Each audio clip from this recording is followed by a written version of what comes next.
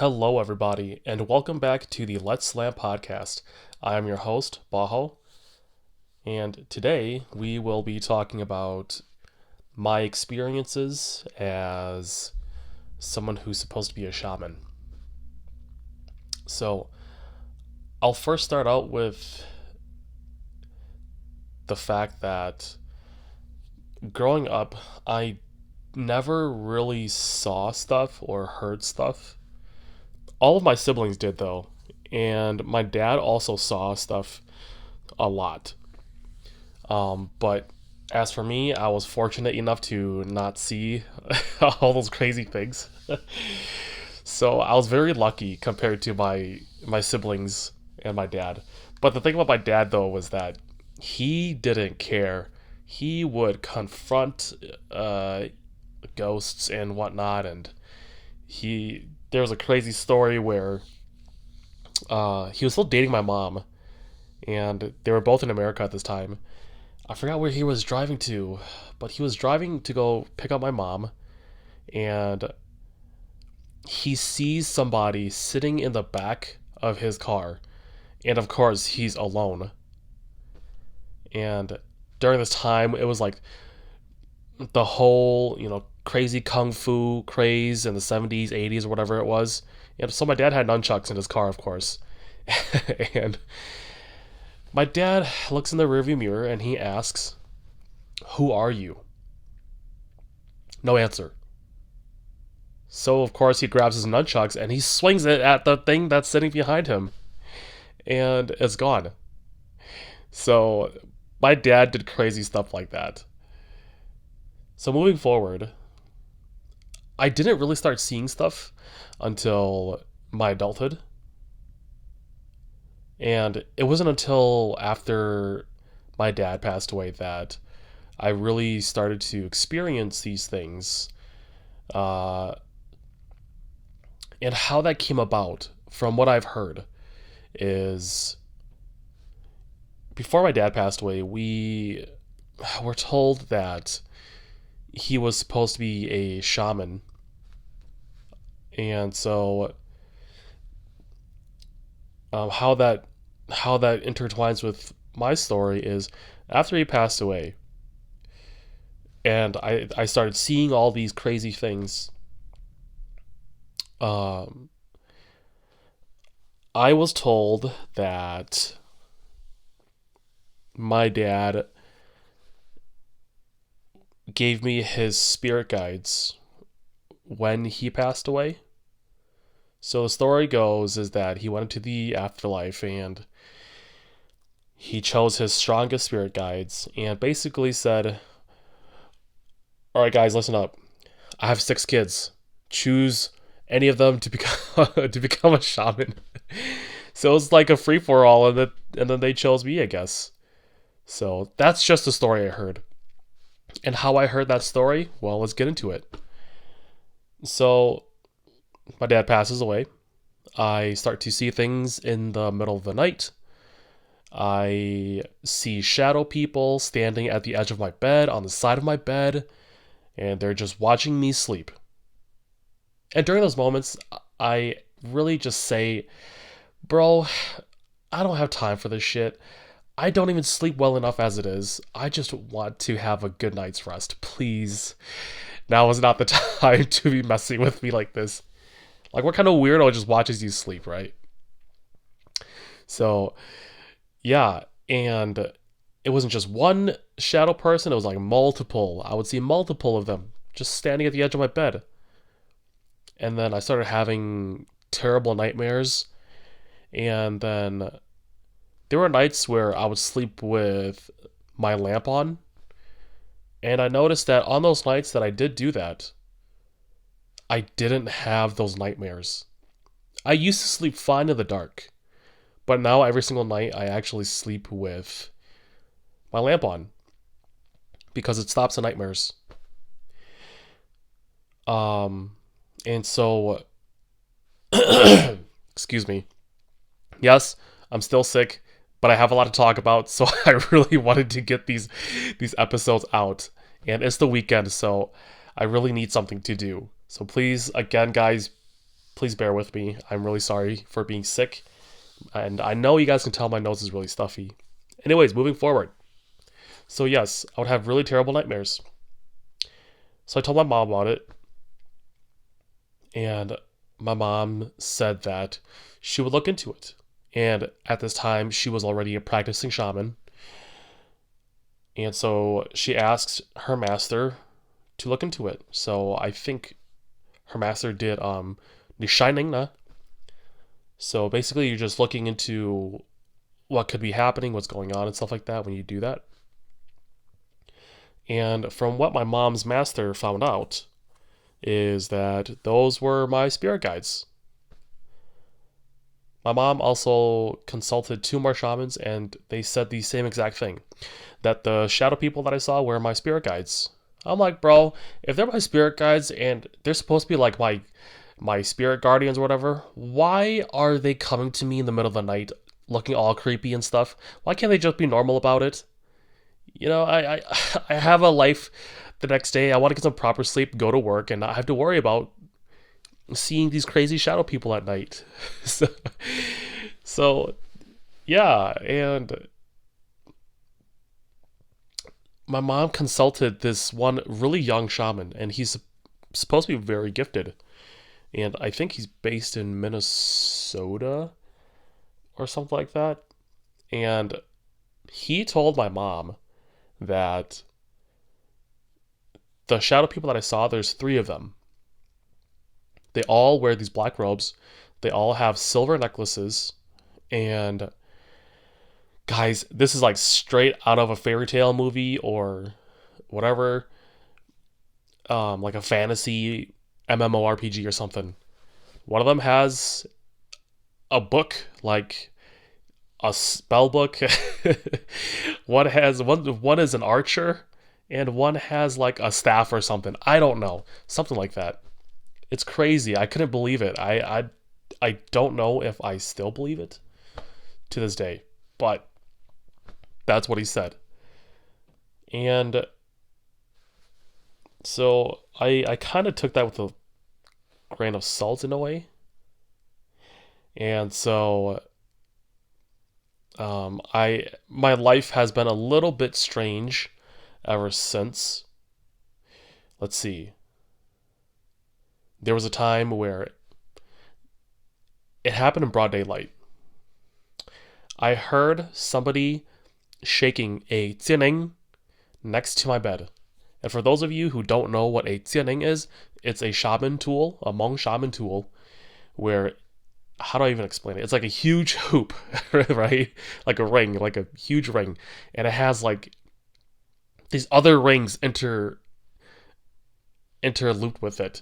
And you shake it and it clinks and it chimes and stuff like that. So I heard somebody shaking that, right? I wake up, noise is gone. There's another time, broad daylight. I see somebody at the foot of my bed. He's wearing a green shirt, has no head, and I can almost see through him a little bit. He's a little transparent. And he just starts floating towards my bedroom door to leave. Because he noticed I woke up. He's like, oh shit, I got a dip. He's awake. It's time to stop being creepy. And I ask him, where are you going? Like, who does that? I don't know why I did that, but I asked him that. And he just phases right through my bedroom door. And I never saw him again. Again, I don't know if it was a he. Uh, there was another time that was super creepy.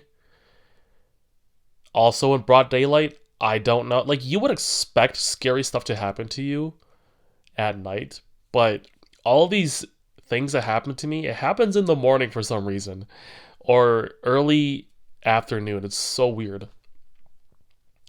So, creepy story. I'm just chilling, sleeping, right, doing my own thing, catching some Z's, and I wake up to find there is a Hmong lady sitting on top of me, and she looked so real. I swear. I've never seen anything look so real before in my sleep, or at least when I woke up. Because they were always either transparent or they were shadow people. Like you could tell that they weren't humans. But this person looked so human. It was so odd. And how she looked was she was dressed like a shaman. She had like black traditional Hmong clothing on, um, and she had a black cloak over her face, like a shaman would wear.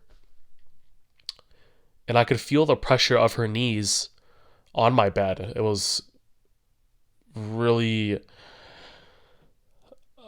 I've never felt that before. Uh, and the strangest thing was that she wasn't sitting on top of me, like on my waist. She was sitting on top of me more like, okay, she was like straddling my left leg. Let's say that, like my left thigh. She was straddling it, and I could feel her knee between my crotch and on the other side of my leg, pressing down on my bed. I could feel the pressure. And so I look up at her. I'm like, holy shit. What is happening right now? And she's yelling at me in Hmong. She's yelling at me, and she kind of sounds like my mom, too, which I will get back to that in a little bit. She says to me, and all this stuff.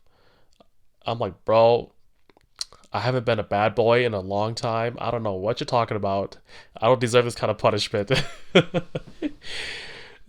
And so going back to how that that lady sounded like my mom, it's a very popular belief in Hmong culture that spirits will, a lot of spirits will try to make themselves sound or look like somebody that you know. Maybe it's to scare you less. Maybe it's to grab your attention so that they can take your soul away. Whatever it may be. So they're very good at masking themselves and turning themselves into something that we're familiar with. And so I think maybe that's what it was. So I told my mom about it. And you know how OGs are. OGs will tell you, oh, well, you probably saw it because you're out doing bad things. I'm like, bruh. I haven't been doing anything like that, doing bad things to deserve that. Um and she said it's probably just your spirit guides telling you to not be bad. I'm like, whatever. I thought it may have been something else, like you would look into it, but screw it. Uh, yeah, so I think that may have been the last time that I ever saw anything, to be honest. And that happened, I want to say about 2 years ago. I'm not too sure. I don't keep track. So after seeing so many things so many times, you just lose count and you lose track. You just don't care anymore. But it has been a really long time since I've seen anything, which is good for me because ain't nobody got time to be seeing stuff like that on a daily. So sometimes I don't really believe that I'm supposed to be a shaman. I don't know, but there are things that make me want to believe it too. Like, oh, what's a good example? Ah, there's one story. I went to one of my really good friends' house to go hang out. I think it was kind of when winter was ending. I'm not really sure, but it was cold outside. I think there was snow. Maybe. I don't know anymore. But anyways, moving on with the story. We were grilling and we were chilling. So it was just me, my friend, and his brother-in-law. And we're just drinking inside the house, playing card games, and then occasionally we would go outside, turn the meat over, let it cook on one side, go back in, drink, play some more card games, tell jokes, go back outside, take the meat out, bring it inside, cut the meat, eat it, so on and so forth. And so during this time, I was still a bad boy, and I was a smoker. So I was the only one that night that smoked. So I needed a smoke break. I go outside, and I smoke. I finish my cigarette. I go back inside. I open the door halfway to the to get inside the house, and I feel this really heavy presence behind me, and it felt so unnatural that it almost made the hairs on my back stand up, and I felt a really weird weight on my shoulders. And mind you, this is also at night. So I turn around, pitch black out on the road. There's no street lights. The only lights that illuminate that road are the lights from the houses. And I look at the road and I can feel that there's something standing there watching me, trying to get inside the house. My friend has a concrete walkway that leads to his porch and goes to the front door of the house. And of course, next to that concrete walkway, there is a sidewalk.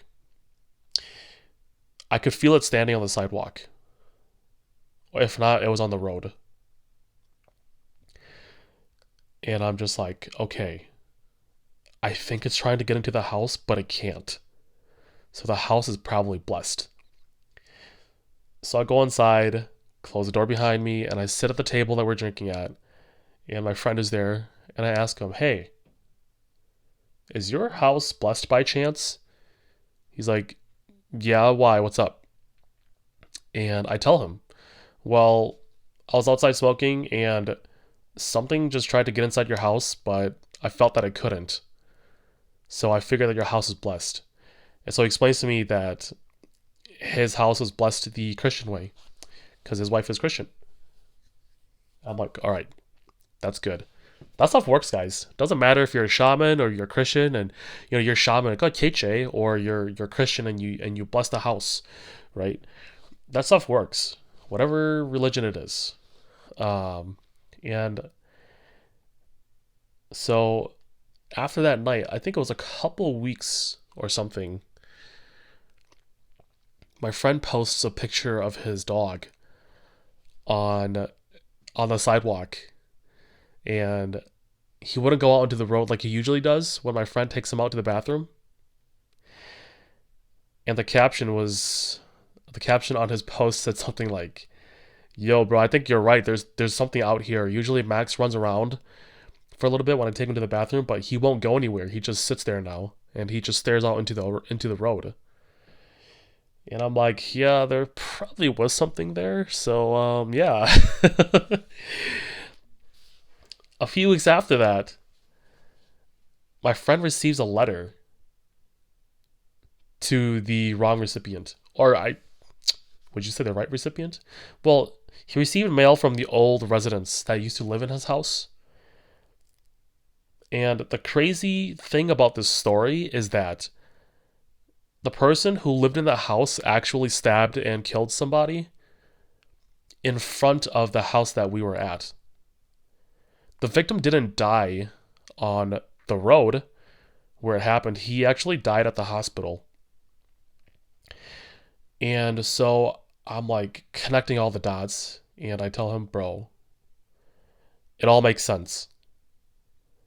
Places where negative events happen tend to attract negative things.